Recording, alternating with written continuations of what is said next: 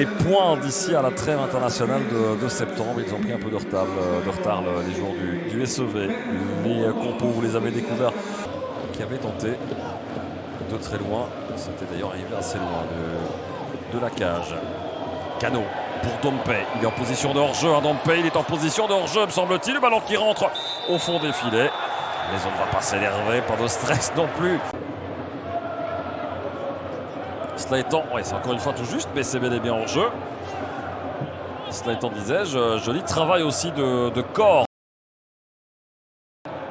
Ostayen. Alors conservé par Zulte Waregem, prolongé pour Dompe. Il est plus rapide. Est-ce qu'il peut centrer en retrait? Dompe, le but, le voici, celui de Zinho Gano. Assez méritoire pour la première mi-temps de Zulte Waregem. Il aura fallu attendre les premiers instants, les premières minutes de la deuxième période pour voir l'ouverture du score et surtout le premier but cette saison. Transféré en provenance de Genk. Il assure avec un assist de Dompe. Ces deux-là risquent de beaucoup s'amuser. Cette saison 6, ils trouvent la bonne carburation. Zulte Waregem à la tête pour l'instant des 3 points. C'est limpide comme phase de jeu. Ballon prolongé par Wigan. Dompe qui est plus rapide que Coffrier. Et là on va vers Vossen.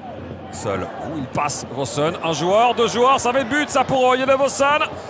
Et le dernier geste qui manque de puissance pour l'attaquant de Zulte Waregem. Piste de la tête. Et l'intervention impeccable de Bostein. Ça va le mettre en confiance alors qu'on voit ici l'occasion persiste de pouvoir égaliser rapidement pour les Trudener. Bruls, bon ballon vers la tête de Mboyo et l'excellente détente de Bostein et à nouveau le drapeau qui se lève. Très belle détente aussi. Et là il y a bel et bien une position de hors-jeu claire de la part de Mboyo. Et Reitz qui manque encore d'automatisme dans cette équipe, très clairement. Pas beaucoup de ballons touchés de la part de Marco Reitz. Et on ne s'en sert pas comme relais. L'appel de l'Allemand, intéressant. Reitz pour l'envoi. Et le ballon dévié du bout des gants par Bostein. Touche-t-il d'ailleurs même Bostein ce ballon? Le ballon, ça peut repartir pour Zulte Waregem. Et pour Dompe, qui va commencer à fatiguer. Un petit pont pour Dompe. Et le contre favorable pour Jean-Luc Dompe. Deuxième ballon entre les jambes. Wigan pour le centre. Premier poteau, Vossen qui récupère au deuxième. Et l'envoi de Vossen qui termine au fond. 0-2. Il reste un peu plus de 20 minutes à jouer. Mais j'ai l'impression que c'est le but qui va faire du mal à Saint-Tron. Ce but de Yele Vossen. C'est son deuxième. Et quel travail de Dompe. Petit pont, contre favorable certes. Nouveau ballon dans la profondeur pour Wigan. Et là le petit centre. Repoussé dans un premier temps par la défense. Il y avait Gano qui était là au premier poteau. On va donner l'assist à Wigan. Le contrôle, orienté poitrine. Soubaran ne sait rien faire sur ce mouvement.